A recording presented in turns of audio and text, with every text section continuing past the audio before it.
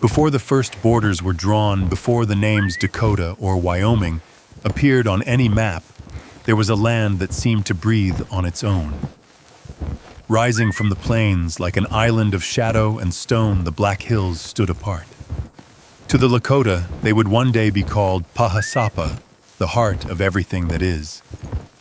But in the early 1700s, that name had not yet been spoken. The hills waited older than nations, older even than memory. The earth here was ancient beyond imagining. Geologists say the rocks in its core were formed nearly 2 billion years ago, among the oldest on the continent. Layers of pine forest, sandstone cliffs, and hidden valleys held a silence so deep that sound itself seemed sacred. Mists gathered in the morning and drifted through the ravines like breath from the earth. The smell of pine and wet stone lingered in the air. It was a place that asked to be respected, not conquered. Long before any explorer claimed to have discovered it, humans had already walked its ridges. The first traces came from people modern scholars call the Paleo-Indians, hunters who followed mammoths and bison across the continent more than 12,000 years ago. Near the foothills, archaeologists have found the sharp edges of Clovis points chipped from red stone and left buried in the soil. Later, peoples camped along the streams, hunted deer in the forests, and told stories about the spirits that lived within the hills. No single tribe ruled this place. It belonged to itself. To those who entered with reverence, it offered shelter water that never froze, animals that returned each season, and valleys warm enough to survive the winter storms of the northern plains. But for those who came only to take the land remained closed, veiled in silence. In those years, the world beyond was changing. Far to the east, new powers were drawing lines across maps they had never seen, claiming rivers and territories they could not yet reach. To the west, horses were spreading across the plains, carried from one tribe to another, like a restless wind. The Black Hills stood in the center of it all, untouched, but waiting. The century was about to turn. And from beyond the horizon, riders were coming. A people were moving west, guided not by maps or kings, but by a quiet voice carried on the wind toward the heart of this sacred land. In the beginning, the Lakota moved on foot. They followed the rivers of Minnesota, hunted deer in the woods, and planted small patches of corn and beans along the summer banks. Their world was measured in days of walking, and in the distance a man could carry what he owned. The buffalo were far away, and the plains beyond the forests seemed endless. Then something new began to cross the continent, a gift and a weapon at the same time. The horse had arrived in North America from Spain in the 16th century. It spread north from the Pueblo towns of the Southwest, captured and traded from one nation to another.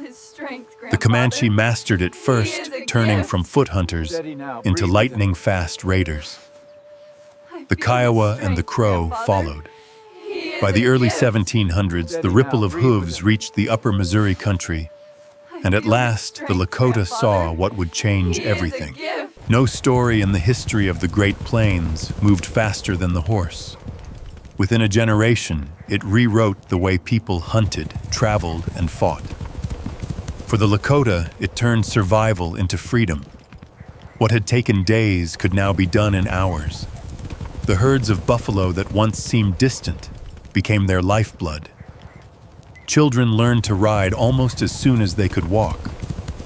The horse was no longer an animal. It was an extension of the body, the bridge between human and earth. Along the lakes and forests of Minnesota, a young boy might have climbed onto a horse for the first time. The animal's back rose and fell like breathing. The ground seemed to disappear beneath them. In that moment, the horizon widened, and with it the imagination of an entire people. The Lakota were no longer bound by their old lands. They began to move west, following the rivers, the wind, and the path of the buffalo. What they did not yet know was that each step brought them closer to the mountains of shadow, waiting beyond the plains. The horse had given them wings, but no one yet knew where those wings would lead. The journey began with defeat. In the forests of Minnesota, the Lakota faced the Ojibwe who carried French muskets traded down the Great Lakes. Powder and iron shattered the old balance. The Lakota fought with courage, but arrows and stone could not stand against gunfire. One village after another fell silent beneath the echo of muskets.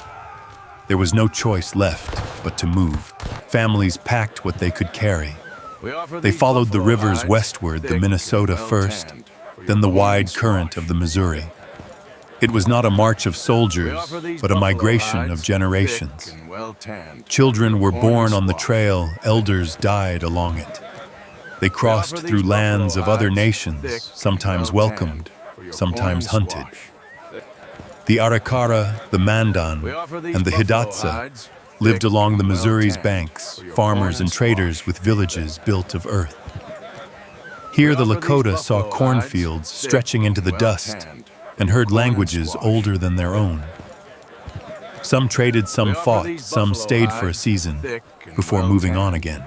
The Great Plains opened before them like an ocean of grass. Days passed without seeing a single tree. The wind carried dust and snow in the same breath. At night, the firelight trembled against the dark, while the sound of distant buffalo rolled like thunder. Every sunrise was a reminder that they were leaving behind the forests of their ancestors and stepping into a new world. The migration was not a single journey, but a thread woven across time. Grandparents spoke of rivers they would never see again. Parents watched their children grow strong in the open country. The young learned to ride, to hunt, to live where the horizon had no end. Slowly, the Lakota were becoming a people of the plains. One winter night, as snow drifted across the camp, an old man looked toward the west. Beyond, the endless white faint shadows rose against the sky. They were dark, distant, and alive with mystery. He whispered to those beside him, his voice low but certain. Beyond that horizon, the Black Hills waited, and he said, "That is the heart of the earth." By the time the Lakota reached the edge of the Black Hills, the land was not empty. The Crow hunted there, moving through the high valleys and pine ridges. The Cheyenne camped to the south, the Kiowa to the west, and the Arikara to the north along the rivers. Each tribe claimed a part of the land, but none could truly hold it. The hills belonged to no one, and to everyone at once. The Black Hills were more than a refuge. They were a sanctuary, a place where herds of buffalo found shelter in winter, where elk and deer gathered in the shadowed forests, and where streams ran clear even when the plains froze solid. To the people of the plains, it was both a hunting ground and a sacred heart. But when many nations seek the same blessing, peace is fragile. Small wars flared across the ridges and valleys. Warriors met at dawn in silence, their faces painted with the colors of their clans. Horses screamed and arrows hissed through the fog. Ambushes struck along the river crossings. Raids were swift, sometimes for honor, sometimes for horses, sometimes simply to survive. Alliances formed and dissolved with the seasons. A winter of trade could turn into a summer of revenge. The Lakota learned quickly. Their scouts studied the Crow trails, their hunters followed the herds deeper into the hills, and their leaders began to see the pattern of the land. They fought not to destroy, but to endure, to claim a place where their children could live through the storms of the northern plains. One morning, when the mist hung low between the ridges, two riders faced each other on a narrow trail, a Lakota warrior and a Crow. For a moment, neither moved. The wind pushed through the pines, carrying the distant roar of buffalo moving below. The land itself seemed to hold its breath. Then the silence broke and the struggle for the hills began again.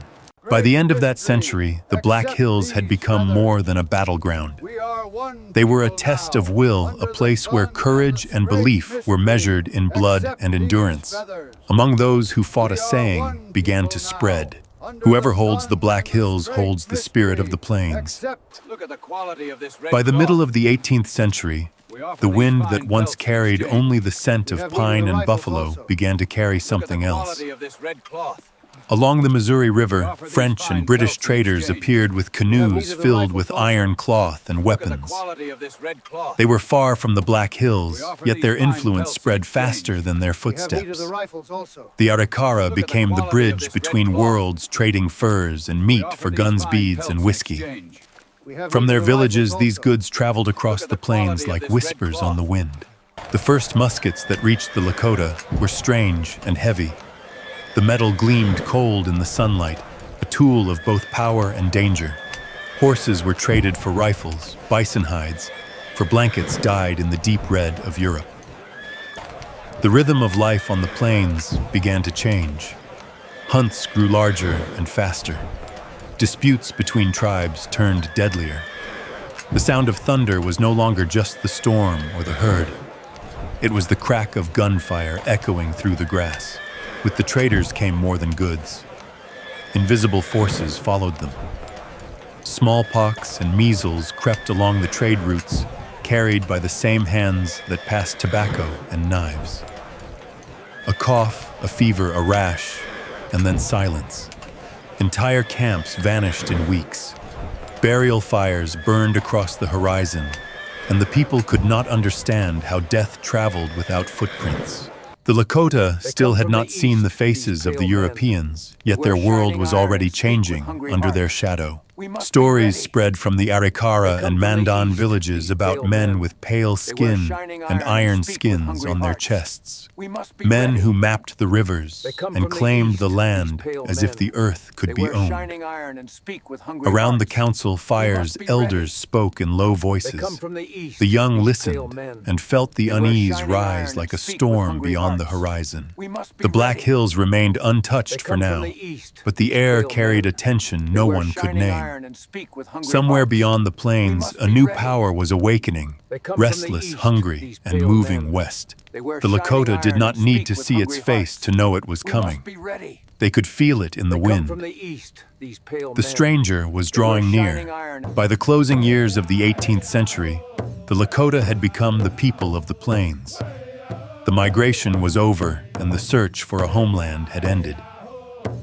They now ruled the high grasslands from the Missouri River to the shadow of the Black Hills. The great buffalo herds sustained their lives, and the rhythm of the seasons guided their world. Within the Lakota Nation, new circles had formed.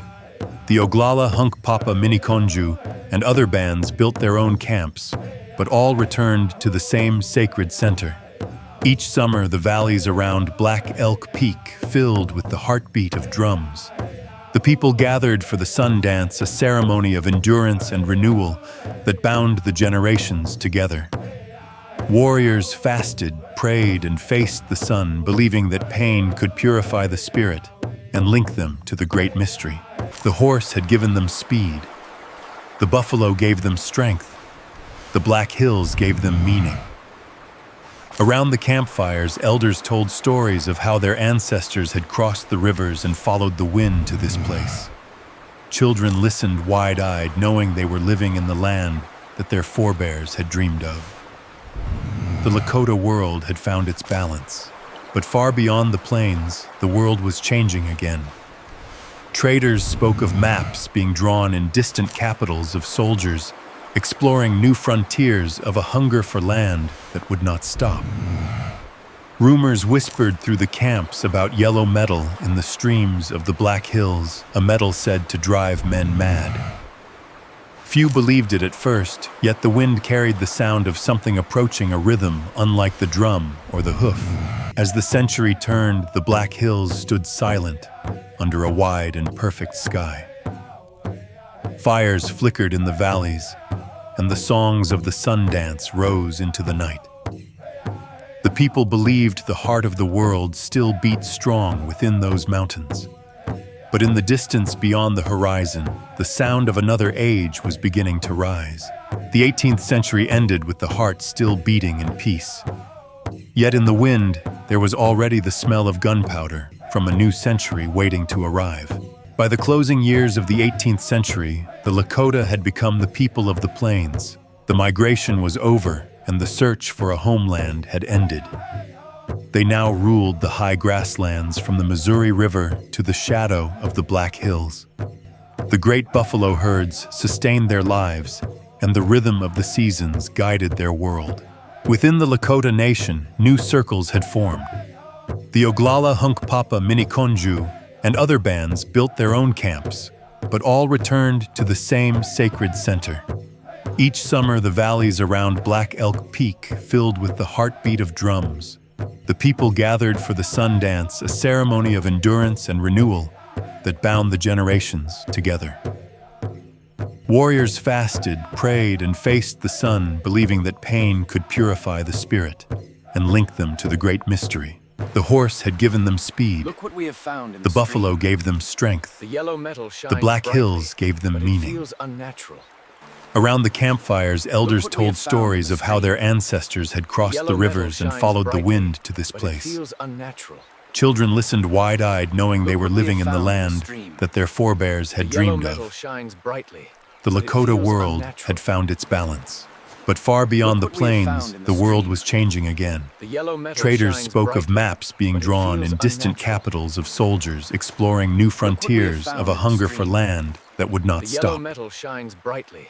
Rumors feels whispered through the unnatural. camps about yellow metal in the what we streams have of the found in Black the stream. Hills, a metal said The to yellow drive metal men shines mad. brightly, but it feels Few unnatural. believed it at first, yet the wind carried the Look what sound we of have something found in the approaching a stream. rhythm unlike the yellow drum metal or the shines hoof. brightly. As the century turned, the Black Hills stood silent under a wide and perfect sky. Fires flickered in the valleys, and the songs of the sun dance rose into the night. The people believed the heart of the world still beat strong within those mountains. But in the distance beyond the horizon, the sound of another age was beginning to rise. The 18th century ended with the heart still beating in peace. Yet in the wind, there was already the smell of gunpowder from a new century waiting to arrive.